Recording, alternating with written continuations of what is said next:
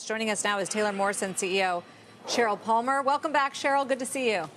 Good to see you, Sarah. Thanks for having me. Thanks for being on. So what are you seeing right now with regard to activity given the lower but still very high mortgage rates? Yeah, no, fabulous question, Sarah. We just reported our second quarter earnings this morning. And as we reported, our sales were up year over year, just about 3%. I would say we're moving back to more seasonal, normal patterns, Sarah. You know, we saw kind of a peak in April of our sales with some modest moderation into May and then into June. I think when we saw interest rates move in May, we saw some signs from the consumer, some trepidation. But honestly, as we've seen rates come back to where they were, honestly, we've seen a good pickup in traffic and activity. Yeah, it was because the bulls are zeroing in on the increase in your gross margin guidance and the unit closing guidance. So what's driving that? Yeah, once again, given the velocity that we saw in this first half of the year, it did allow us today to increase both our closings as well as our gross margins. We took the midpoint of our closings up a few hundred units. And the margin strength that we've seen, honestly, has been with us for the best part of the last 6 or 7 quarters, right around that 24%. And that's what we've really seen year to date and expect to hold that through the balance of the year.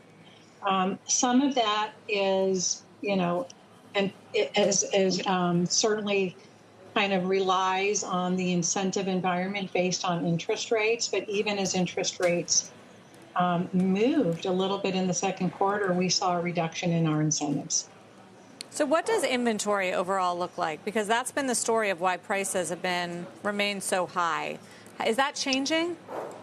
It really is, Sarah. And I think, unfortunately, what we hear about is kind of this months of supply. And what's really necessary is to get into the detail of what that months of supply looks like.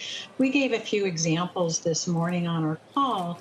But nationally, I think the inventory is somewhere in the low 4s. I've seen anywhere from 4.1 to just over maybe close to 4.5 months. When we look at our markets, the inventory in total is somewhere around 3. Honestly, it was a little higher earlier in the year. We saw inventory closer to 4.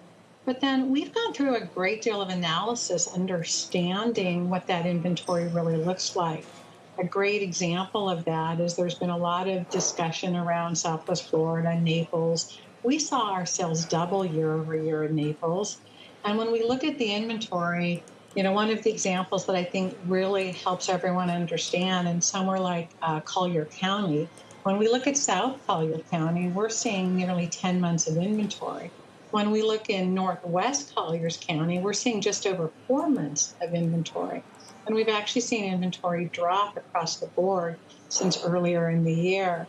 And then when we really break up that inventory and look at, price point, true competition to what we're selling, price point, square footage, the vintage of the inventory, which on average across the country is about 40 years, we see a significant reduction in competitive inventory. So a long way to say it's really not impacting, something we'll keep a close eye on, but not really impacting us on the sales floor. I think the consumer is really preferring new today, given the quality and location of that inventory.